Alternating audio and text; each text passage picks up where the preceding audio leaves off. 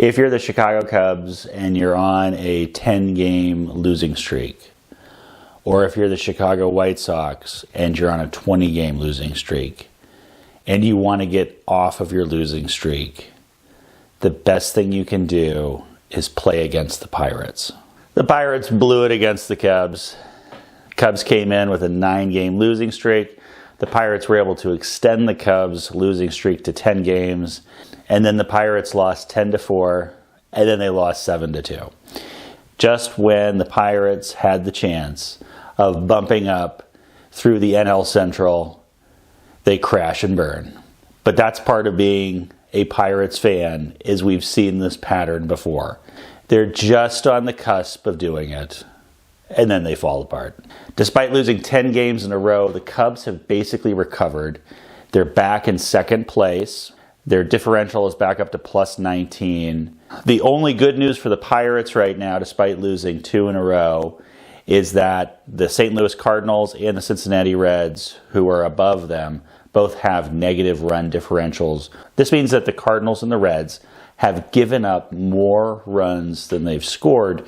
Throw that trajectory out over 100 games, they're going to start falling in the standings, because it's just not mathematically possible over a long period to give up more runs than you score and still maintain a strong club. The other good news for the Pirates is the St. Louis Cardinals are now on a 4-game losing streak. The Pirates are on a 2-game losing streak, but the Cardinals are on a 4-game losing streak. The Cardinals are 3-7 in their last 10. The NL Central is the most exciting division in baseball right now. The Milwaukee Brewers are clearly the best team in the division. However, the second place team is anybody's guess right now. Now that the Cubs are off their 10-game losing streak, we can now repivot back to the Colorado Rockies. Colorado Rockies are on a 5-game losing streak. They're 2-8 in their last 10. They're 16.5 games behind the Dodgers. So the Colorado Rockies have sort of a double whammy against them. One, they're a bad team. And then on top of that, they have the unfortunate bad luck of being in the same division as the Los Angeles Dodgers. So we're at May 29th, and the Colorado Rockies are 16.5 out. We love the Mets. They're 23-33. They are 14.5 games behind the Atlanta Braves. You do not want to be in the same division as the Los Angeles Dodgers or the Atlanta Braves. In the American League, the best team is the New York Yankees. They're in second place, but their run differential is plus 89. They're scoring way more runs than they're giving up. The Tampa Bay Rays are in first place in the AL East, but it's only a matter of time before the New York Yankees gobble them up. Another team to watch, Detroit Tigers. They're 2-8 in their last 10. However, the Kansas City Royals are doing everything they can to dislodge the Detroit Tigers as the worst team in the AL Central.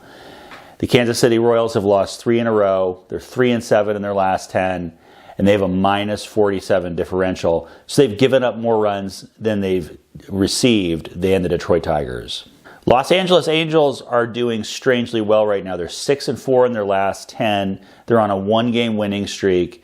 They're 6 games behind the Seattle Mariners.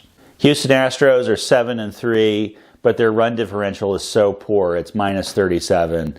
They're still 2.5 games behind the Seattle Mariners, but I don't see how they can stay in that position when they're giving up so many runs versus how many they're earning per game. The AL West is just a terrible division. This is how bad the AL West is.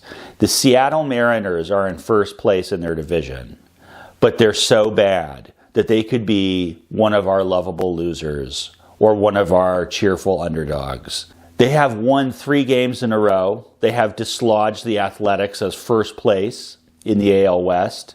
They're the only team in the AL West that has a positive runs for runs against differential. It's incredible that the Los Angeles Angels have a .386 winning percentage. They're 22-35. And they're only 6 games back from first place. If the Pirates are going to recover from their lackluster performance against the Cubs, They are given a golden opportunity. They're playing the Twinkies. They're going up against the Minnesota Twins. The Minnesota Twins are 27-30. They're 5.5 games back from first place. They have a .474 winning percentage. They've lost 2 in a row. Unfortunately, the Pirates have a law of averages problem. Because the Twins have already lost 2 games in a row, the law of averages is going to dictate that the Twins are now up for a win, and now they're playing against the Pirates, and what better team for them to be against than the Pirates? This weekend's going to be a major determiner for the NL Central. The Chicago Cubs are going up against the St. Louis Cardinals. The Cubs are admittedly the better team. Cardinals are on a 4-game skid. They are doing terrible. The Cardinals are 3-7 in their last 10, so they're not doing well right now. However, neither are the Cubs. They're 2-8. The only reason the Cubs have won 2 games in their last 10 is because they played the Pirates. So we'll see how the NL Central shapes up this weekend.